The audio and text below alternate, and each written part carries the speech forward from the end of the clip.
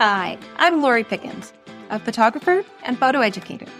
I'm passionate about helping photographers just like you get profitable and productive in their own businesses. As a mom to 3 kiddos, I know how hard it can be to juggle all the demands of life. But I also know that it's possible to have a successful business and a happy family. And that's why I created Photo Goals, a podcast for creative business owners who want to learn tangible steps to automate their business through workflows, systems, tools, and strategy in order to go from scattered to streamlined with purpose. On each episode, I'll share simple, actionable strategies and systems that photographers at every level of experience can use. No fluff, just the good stuff. I can't wait to help you achieve your photography goals. Let's do this. Welcome back to Photo Goals, your creative hub for photographers and entrepreneurs. With the year fresh and full of possibilities, it's the perfect time to take a critical look at your online presence. Specifically today, we're talking about your website. We're going to dive into 3 updates every photographer or creative business owner needs to make in the new year to keep your site up to date, fresh from a SEO perspective, and make sure that it's attracting new clients and working properly. So, step number 1, and this is an easy one, update the copyright in your footer. So if you had that C with the circle in your website's footer, you likely had last year's date still on it, and you want to update this to the current year. I also like to make sure that you include your starting year. So for example, mine says copyright, and then the C symbol, 2010 to 2024, Lori Pickens Photography. So by default, as the content creator, as the photographer, you own the copyright to your images. So adding this just adds an extra level of protection for you. It's also one of the easiest updates that you can make to your site, and it just has a huge impact on conversion with cold traffic. Nobody wants to buy from you if they aren't sure if you're still in business. So this update is important because it communicates to viewers that you are regularly updating your website. Plus, on most sites, it's something that you can change in one place. If you have a website template, it's usually there in the footer. I know my client site is from a Kyle Goldie template, and my education site is an Elizabeth McCravey template. And, they come with your footer as a site canvas for those on Show It. So, what's great about this is that you change it one place, and then it should be a site canvas that you use across all of your website pages. So one quick and easy change, and you look like you're keeping your website fresh and new for the new year. If it's February, it's probably not a huge problem that people see that, it still says 2023. Is she still working? But, if you get to June, July, later in the year, and it still says the previous year, people may just think, is she still working? She's still taking clients? That sort of thing. So, update number 2 is to update any dates on your website that have changed because of the new year. So, your About Me page is, your personal story. You're connecting with your audience. You're giving something for them to spark a genuine connection with. And a lot of times these have date opportunities that you have all over your About page. Anything from, I've been in business for 10 years, or I have a 2-year-old and a 5-year-old. You just kind of want to skim through these sections of your website and look for any dates that need update.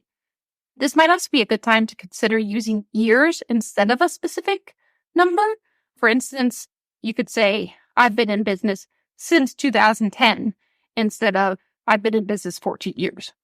Same thing with your kids. You could say, I have toddlers or I have teenagers, as opposed to specific numbers that you have to update every single year. This is also a great time to update your bio and add any latest achievements or projects. So you might mention on your website things like, I've taught over 100 students, and maybe now that's 300 students. Anything like that has a specific number. You just want to make sure it's up to date and reflects you and your business currently. Okay, step number 3. So those first 2 are pretty easy. They should take you less than 10 minutes just to skim through, make sure all the numbers are lining up for what they need to be. Step number 3 is to refresh your portfolio. I know most photographers have a little bit slower season in January, February, and it's a great time to really look at your website and say, what is out of date? What doesn't reflect my current work and standards? Your portfolio is your storefront, showcasing your best work and attracting potential clients. So you want to make sure that it reflects your current style and skill level. So the steps that I usually try to do for this: cull ruthlessly. Remove any outdated or irrelevant work. If you have work on there that you do not want to do anymore, or just isn't your style, or isn't what you're wanting to shoot, take it off your site. What you show is what you will book. You really want to look and consider, would someone book me based on the worst image that I'm putting on this website? You want to organize your portfolio in a way that makes sense. Group some more projects to have a cohesive flow. One tip that I am trying this year is, I know I was talking to my business coach earlier this year. Now that I have the studio, I'm getting more and more studio, especially for like maternity work. And my preference is still probably outdoors. I love a golden sunset. I love backlight. I love the depth that, a long lens and a deep background give you. But I do shoot a lot of maternity work in the studio over the winter. And I was kind of asking, how do I mix these two so it still looks cohesive? And one of his suggestions was to actually make like 2 featured galleries, one that is outdoor work and one that is studio.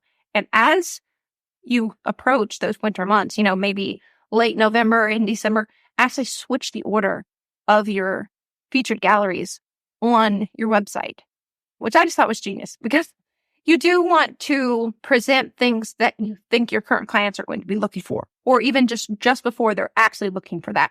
So if you're wanting to book fall family sessions, in late summer, move some of those to the top, where when people go to your site, they see those beautiful fall images and those things, and they can see themselves in that work. And the same thing for seasonally for studio. If a person in December is looking to book a maternity session in January or February, something like that, they're going to look for somebody in my area that has a studio, because that's what they're going to need if there's snow on the ground, if it's freezing and things like that. So you're putting fresh, top of mind, what they're looking for. Next, you want to optimize for mobile. If you look at any kind of website statistics, you're probably going to find that the number of people who visit your site viewing on mobile versus on a desktop is growing and growing and growing. More people look for their phones than they do a computer these days. And you want to make sure that your portfolio is mobile friendly and has a seamless view on any device. I always recommend GTmetrix. I'll put a link to it in the show notes and also on the blog post for this, but it's a great way to plug in your site for free and get just a quick speed check. One thing I do usually recommend as part of your client workflow is taking images that are your favorites from each session and just dropping them into a folder. And then at this time of year, you go through those and say, okay, which of these do I want to add? Which images do I need to replace? Maybe it's a time to look at where you feel like you want to do more work and do a couple of bottle calls that will get you the work that you want to show, that you have more creative control over. So overall, the first 2 are very quick and easy. Third may take you a little more time depending on how much work you've done ahead of time, but you basically just want to look through your site, click around, make sure everything is still working properly. And then again, if you have more time, take the time to add more testimonials. Make sure that all your links are still working and have the flow that you originally intended. Overall, updating should only take a few minutes of your time, but will give your website a fresh and nice feel for the upcoming year. Thank you so much for joining me on this episode of Boda Goals. If you enjoyed this content, it would mean the world to me if you left a review or send this to your business bestie. Be sure to subscribe to the show so you don't miss the next episode. And as always, check out the show notes for links to all my resources and info. And as I tell my kids every day, be kind and make good choices. Thanks for listening to Guiding Leader Review.